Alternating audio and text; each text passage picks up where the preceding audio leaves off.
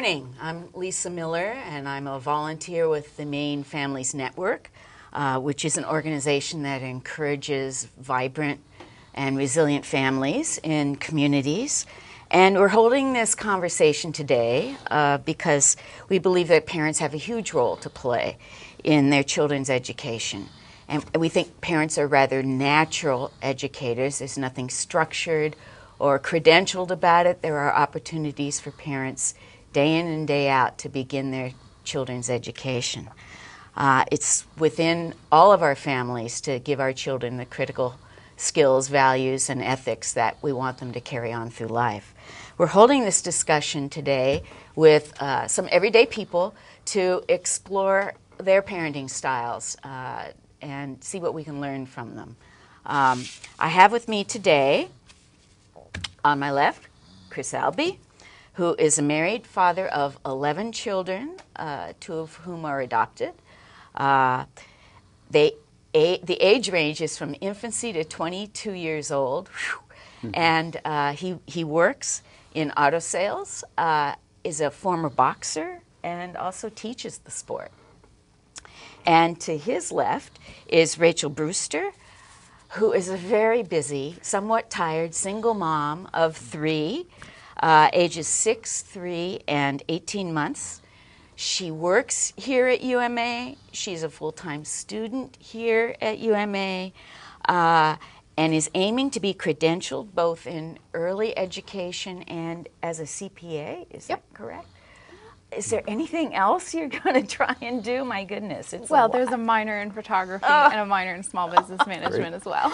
Whoa. And on my right, we have Mark Stebbins, who is a married father of 3 children, aged 17, 14, and 12. And he's a vice president at Kennebec Savings Bank in commercial banking. And is very active in the community with Babe Ruth and Sports Boosters, Chamber of Commerce, probably more than we care to enumerate. And they're all joining us today, thank you very much, to have a conversation about how we approach life as parents. And the first question I'd like to ask, and whomever wants to jump in, feel free, but we're all in families ourselves, and our parents had certain kinds of parenting styles, some of which maybe we liked and some maybe we didn't. And I'm wondering how your parents' style of parenting has informed the way you parent now. Would anyone like to jump in on that one? Well, I can start just because my father worked for the Food and Drug Administration. He was on the road a lot doing inspections, and my mother was very civic oriented. She was on town council, she was on school committee, so a lot of, for me, I had to learn how to do a lot of things on my own at an early age, which thank goodness the school systems then had industrial arts and home economics, because I did learn how to cook. My mother did teach me how to cook, but they were gone a lot, so I did have to learn how to do things on my own and also help take care of my brother and my sister. So. Wow. So, you know, some people might think that's terrible, but in my mind, it helped me build a lot of independence. So I thought that was actually a very good thing. And some skill building, it sounds like. Skill building, absolutely. Yeah. I actually come from the exact opposite end of the spectrum. My parents were around all the time, and they were very much I'm the oldest of 4 girls, and we really didn't do anything for ourselves. My parents pretty much took care of everything. So by the time I graduated high school, I had no idea how to manage finances. I had no idea how to cook. I had no idea how to do anything, basically. So adulting was a very, very interesting experience, learning how to be an adult. Jumping off the cliff. Yep, pretty much. Yep. Wow. And Chris, how do you manage so many people in a household like that? What does your day look like? Well, in all candidness, I married Wonder Woman. That's a good parenting skill. My wife and I just love being parents, but she homeschools all of our children, has homeschooled them throughout. The managing of our day, though I sell cars and trucks and I'm away many, many hours most days, it is a reality that our children contribute to so much of our day-to-day lives concerning, and I heard Mark talk about traveling back and forth to sporting events and things. A couple of my older children who drive help with that. I really see with all of our children the contribution of a team approach. It wouldn't be a possibility if we weren't a team. Right.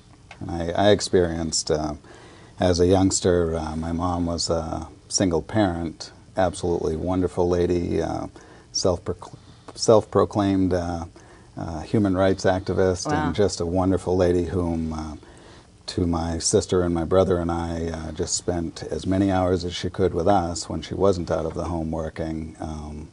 So she encouraged us to be independent, was there as much as she could be, but it was certainly an influence Yes. on what parenting styles I have now. I'm learning day to day.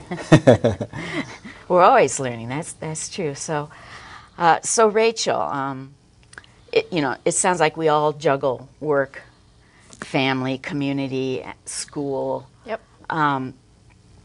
How do you maximize the time with your children when you don't have much time?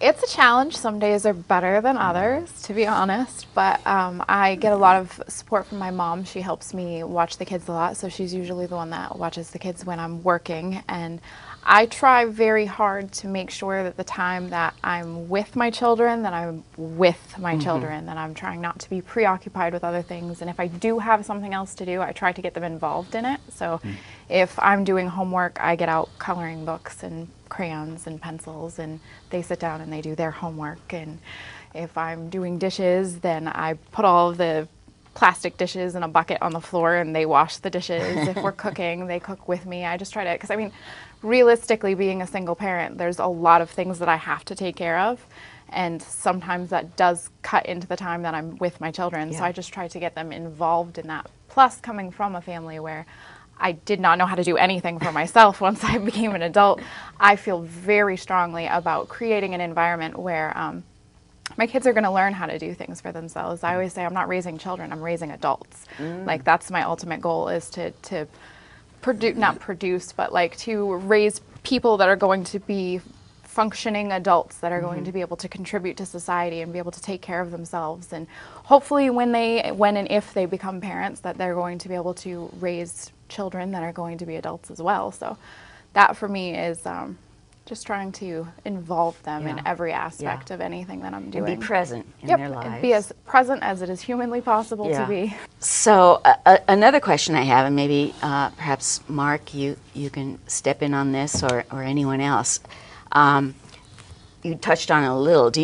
How have you used play as a teaching tool? I mean, you're involved in sports a lot. Yeah, I mean, play. I'll tell you a story. My middle son was having some issues, and we were, you're concerned. I was worried my son was going to show up to school the first day and then get sent home. And what we call occupational therapy, which is basically learning to deal with your aggressions or whatever issues you have through play. And I'm sitting there thinking, this is kind of a waste of time, but it really worked. And there's a stigma associated with having to send your kid to a psychologist or something. But I will say that really worked. And if you're ever worried about that, the most important thing is to get what your kids need. Yes. And that showed me that, to me it looked like simple play, but to him it really worked and helped them. So, and I'm not sure if it was the play or the time or teaching them how to play and engage that play into preparing themselves. My son had a very difficult time being told to do something. He had to prepare himself and be ready to do it. If he was told to do something, it was very difficult for him to do it. So somehow they're able to, through occupational therapy, get that done. But to anyone who is worried about a stigma, do what you need to do to get your children prepared. And now my son is on the honor roll. He's won the principal's award in school for the top citizen in his class, and never had a problem. But play's important because the world is such a You know, we've got social media, we've got electronic devices, and I think play allows kids to be creative. Yeah, yeah. And I think that's an important part in their development. And spontaneous. And spontaneity. And And you bring up a very important point that sometimes we just have to gulp and learn how to be advocates for our children, Right. even when it sometimes seems to go against the grain. Right. And it sounds like that's what you did, and it worked. Yeah, you know. much so.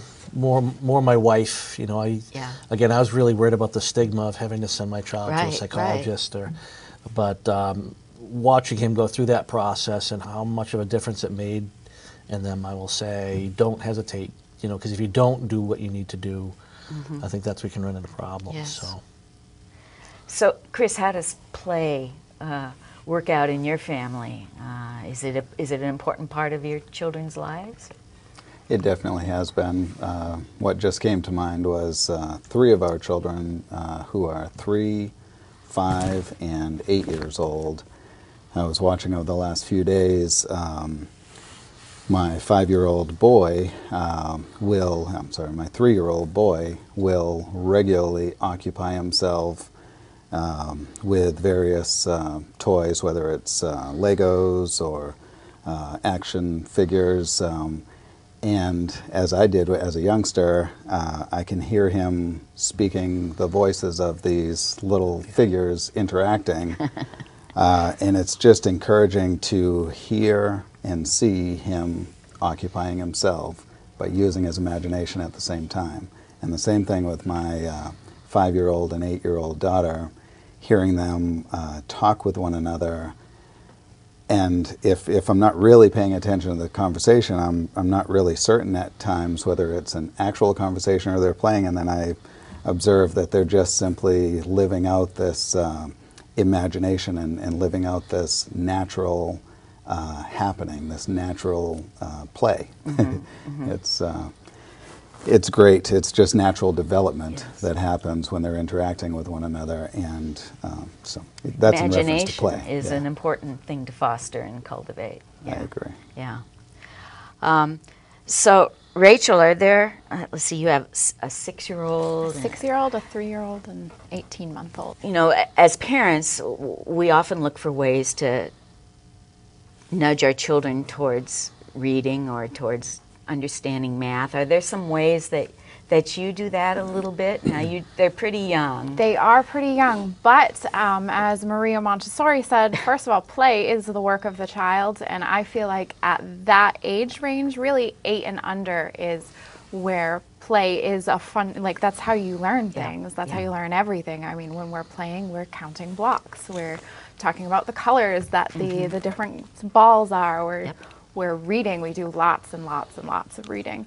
And I personally feel like that's the best way to get a child excited about learning, is to make things fun. If it's fun, then they want to do it. And so we do lots of math games, we do lots of counting, we do lots of colors and shapes, and we do things that are very like real life applicable too. Like when we go to the grocery store, that's an entire math lesson right there when we bring the kids to the grocery store. I mean, granted, I have to allot like a good 3-hour chunk of time to be in the grocery store with 3 kids by myself if we're going to talk about every single purchase that goes into the cart. But we, I mean, we've got a grocery list, and they have to count off the things on the grocery list. They actually look at the price tags and compare prices. With my daughter, we've been talking about the unit price as far as like what is the price per ounce as opposed to the price of the entire item. So I feel like just being present with your children and being aware of the things that they are noticing gives you so many opportunities to kind of segue into some foundational learning with things like math. Reading is a very important one. We read books every single night before we go to bed, and usually at multiple other times during the day. We have, I would say, probably 5 or 6 books that get read like 3 to 5 times a week. And like you were saying with the voices, we have one book it's a puppet book, and every character has a different voice, and it's very animated. And I feel like the more involved you are as a parent, the more they're going to be involved, and the more they're going to be engaged, and the more they're going to enjoy themselves, and the more those things are going to stick with them, because if it's just reading a book, then it's just reading a book. Yeah. But if there's funny Yeah. voices and it's very animated, then they're going to remember it, and it's going to be something that's going to stick with them and help them learn. Yeah. And I want to reinforce a couple of things that she just said. One is, if anyone said, what's the most important thing you ever did for your children, for me it was reading. And I didn't realize Absolutely. that, but I will 100% say, from a very young age, Absolutely. read to them. It got my kids engaged. And the other piece is, you're talking about going to the grocery store, is there's a learning opportunity every single place you go, but most of us don't think about it. And particularly as a young parent, you're not necessarily thinking, well, I'm just going to the grocery store, but there's an opportunity everywhere you go. And I think that's, if we could get people to understand that, they might take a little more, make more of an effort. Yep. And there's more and more research coming out about language acquisition and the number of words that children accumulate over time, and the families that talk to their children and engage their children repeatedly. Doesn't matter education level. Those kids acquire language at much higher levels than kids who are not talked to by adults. And we all have that ability to just engage our children, talk to them, even talk to them in the car when you're driving on long trips. Absolutely. Looking at things along the side of the road and talking about them is just the talking. I'm a strong advocate for the 50-cent words, because there's that saying, there's no use using a 50-cent word when a 5-cent word will do. And I do not agree with that at all. I use all of the big words with my kids, and there's almost every single time, what does that mean, Mom? But then you have an opportunity to explain it to them, and then they use the big words and they're using them correctly. Wow. So like the level of language acquisition, the more you talk and the more you don't, I feel like dumbing it down and kind of baby talk, or like being like just talking to them at their level. I mean, clearly you're not going to have like a theological discussion with them, but talking to them like they're people and they're intelligent people, and just treating them that way, and it brings them up faster. Yeah, that's awesome. That's really one of the just the monumental encouragements that I've had with all of my children, but especially my older children. I can remember my 22-year-old speaking to her, and I do with all of them, but speaking to her as if, or just as I'm talking with you now. I have a couple of nicknames for her, but I would always talk with her just as if she were already a big lady. Sometimes I would call her that. And by the time she was 2 years old, she was already using 2- and 3-word sentences. And by the time she was 4, it was just magnified and multiplied. So that this last couple of moments of this conversation were just really, really encouraging to me as a reminder that our children are just little people. And as we teach them or talk with them that way, they become educated. And that's the natural education that is indispensable. Absolutely. No question. The only funny thing about that is my son wound up writing a paper, and my wife read it, and she was questioning whether he had, plagiarized some of it, because he had put some words in there that she thought were at a level, and they were at a level much above you'd see in a kid his age. But I said, nope, put him in there. I said, you didn't plagiarize. You need to show that that you came up with this on your own. And I think it's become, we need to encourage more of that because of that. So let me ask you another question. You're very involved in the community, sort of youth programs and also adult volunteering. And you have a little bit older children, it sounds like. Are you, in a sense, a model for them? Have they picked up on any of this sort of volunteerism, community-based work? They have. My oldest son was volunteer umpire for Little League Baseball. There aren't many 17-year-old kids that do that. That's not easy. No, and he's very good at it. He's actually going to go get certified so he can do higher level games, and he does youth basketball too. It's funny because not a lot of kids that age want to work with kids, either really young kids or kids close to their own age, and they love it. But I think it's because they really enjoy sports. I mean, obviously, I grew up in sports. I want them to do their own thing, and I've never really pushed them to anything.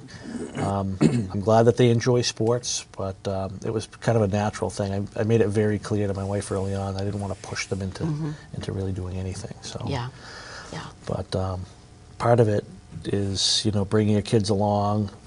Problem is, you got 3 kids. That third one is going to that sporting event whether he wants to or not. So I think that's a part of it. And you can probably attest to that. So. Yeah. Yep. Yeah.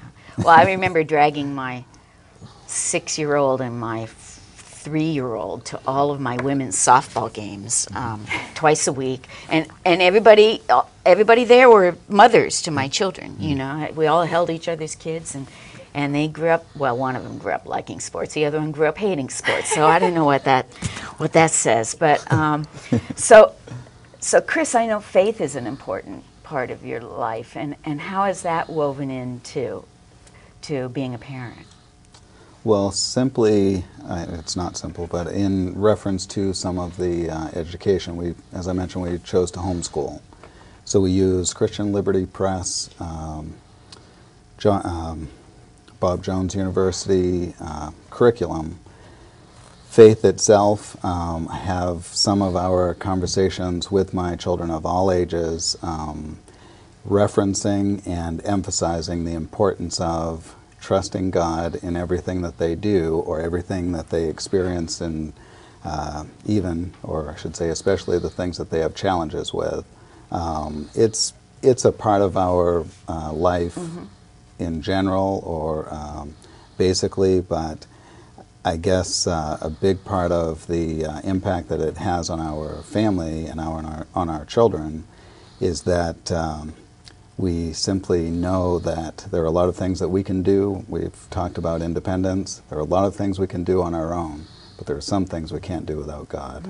And they know, they believe that. Yeah. They, they're great children, but they trust God. And it's part of how you're establishing a values and ethics system in your family, is through faith. True.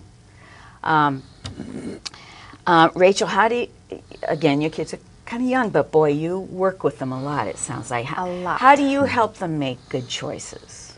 I feel like one of the most important things that I do for my children when trying to instill like a system of morals for them is I make it about their decisions and about there are consequences for their decisions. So it is very much an issue of like, okay, this is the situation you're being presented with. You can make this choice here, or you can make this choice here, and there's going to be a consequence to either choice that you make, and you need to be responsible for the decision, and therefore you need to deal with the consequence of your decision. Because I have a very difficult time sometimes when I see children that are very entitled and feel as though they should not have to take any responsibility for any of the decisions that they make, or that their decisions don't affect other people.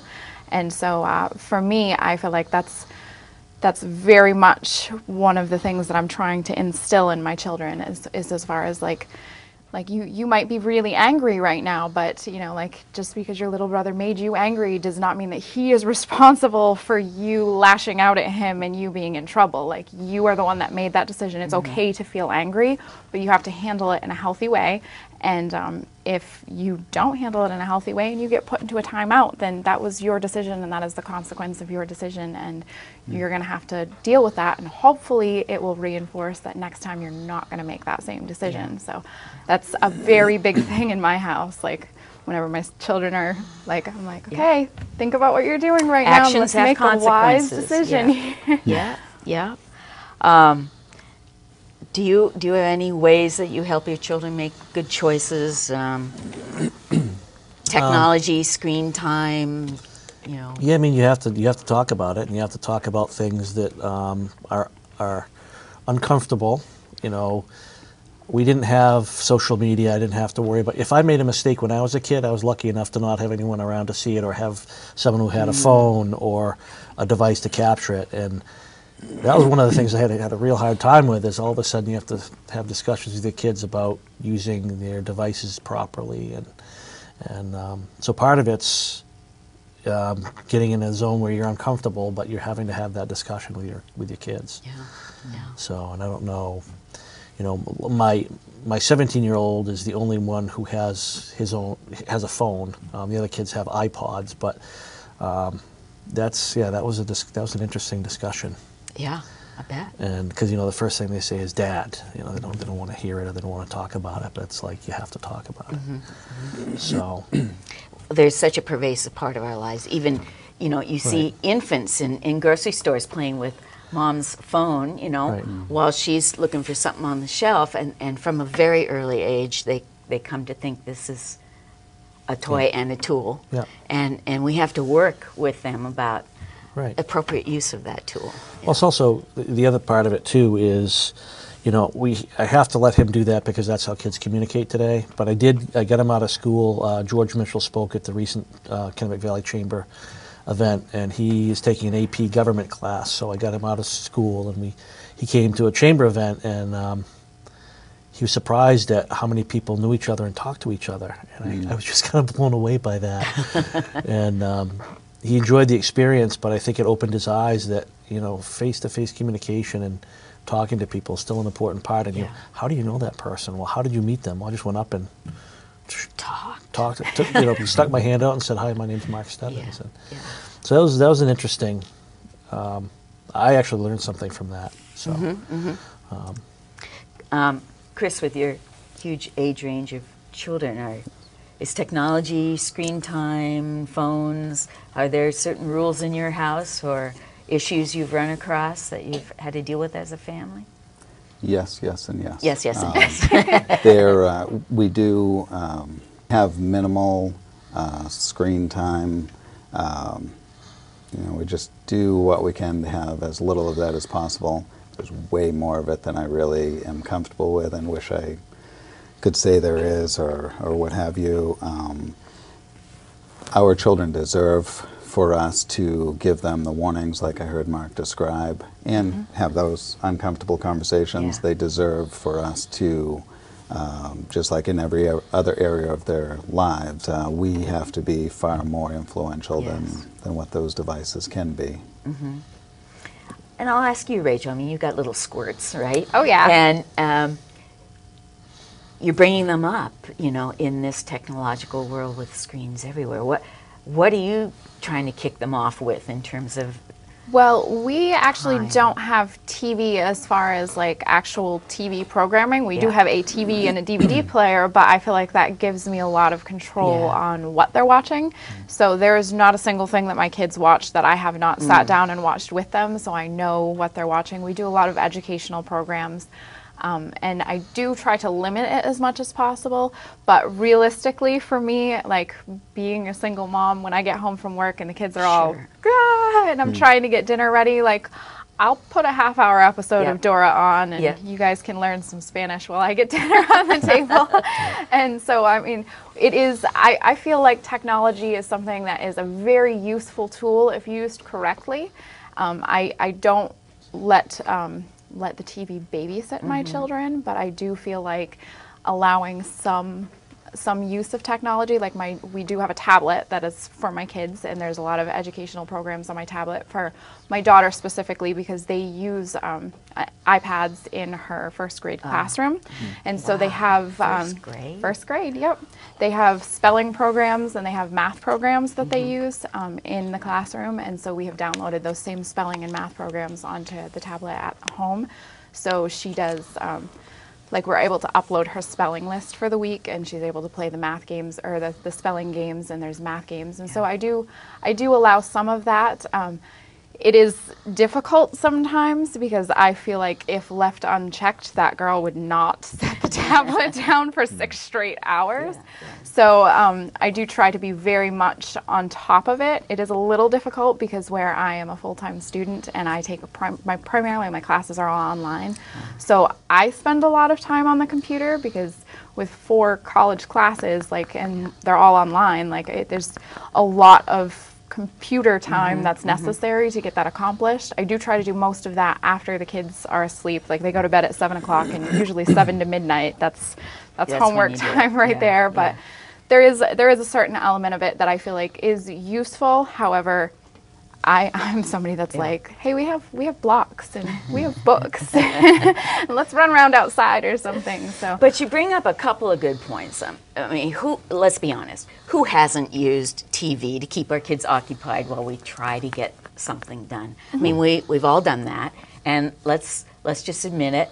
But But we all have to understand as parents how to regulate and manage that amount of time that kids have in front of the wide range of screens that are in our lives, that we're using at home. I mean, people work on screens all day at home, and then they come home, like my husband, who's a doctor, and works another hour or two at home on a screen. I mean, we spend hours in front of screens, and how best do we raise our children to understand that life is not in front of them on a screen, that there's more to life than that? Well, it is a technological world in this age, so I feel like having the ability for them to utilize the technology is very important, because at this point there's almost no area where you're going to go to get a job and you're not going to be in contact with some kind of technology. So I feel like having the knowledge of how to use it is fundamentally important in this day and age. Like, not knowing how to use a computer is a setback for someone as an adult in this day and age. And so I feel like it's important to teach your children how to be able to function in the world as it is, but at the same time, I don't feel like it's necessary to conform to, like, constantly being in front of a TV or constantly being in front of a computer. I think it's one of many tools. I get an example. We went camping up to Eustis, and Kibbe Mountain has the windmills. So we drove up there, and these things are just massive, and they're pretty impressive when you get really close to them. You sit there and think, you know, the blades are so narrow, how can the wind turn that, something like that? So my kids get really engaged in that, and without asking, they wound up, we said, geez, you could do a project on that for school. So it became extra credit. They weren't asked to do it, but they did it, and they got credit for that. And I've also had a situation where we were watching something on the Discovery Channel about space, and one of my kids was just really intrigued by the fact that we don't know everything that we need to know about space, so he wound up doing a project on that. So I guess the point is, you can get them outside, you know, a TV setting and with video, but I think it's being very careful about what they're watching is important, but also making sure that that's only a part of how they're learning. Exactly. Too. But it can be an effective tool. Too. So. Well, I'm going to ask us to sort of think about this last question, and I asked this of our friend Lois, who we filmed earlier, our wonderful 89-year-old great-grandmother, grandmother, and mother who raised many children.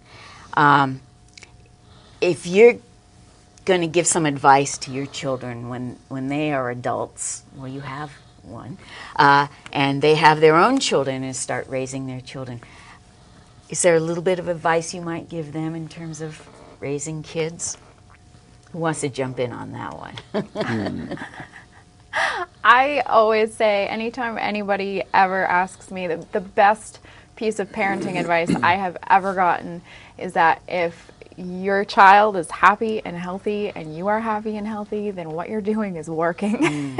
And the other trick of it is that nobody really knows what they're doing. I mean, I've been a nanny, I've worked in daycares, I'm an early childhood education major, and I'm telling you something, I have 3 children, so you would think, oh, okay, she knows what she's doing. And there are so many times where I'm like, what is happening right now? So really, there's no like set formula to make parenting work. And another thing that I drew out of my childhood is that I have 3 younger sisters. We're all very close in age, and we were all raised in a way of like same exact standards, same exact guidelines. Like, we were all treated like we were the same person, and we're not. We're very dramatically different people, and I feel like, not that there doesn't need to be some base level of like, this is a family rule kind of thing, but at the same time, just being aware of who your child is. I feel like observation is huge. If you just spend time just observing your child at play or their interactions with other people, then you're going to get a really good sense of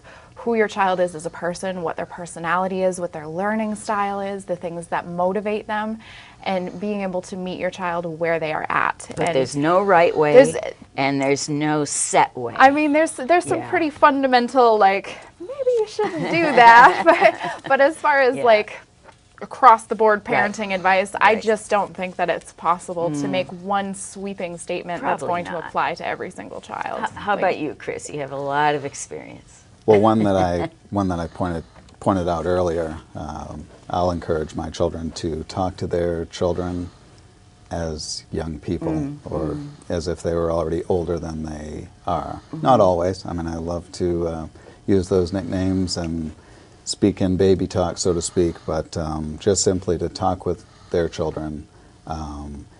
And also one that I had an occasion to, one suggestion that I had an occasion to use a few weeks ago, my oldest daughter coming out of the career as a nanny and starting working at Uncle Dean's, I suggested that she try to keep herself from working more than she's asked to or required to.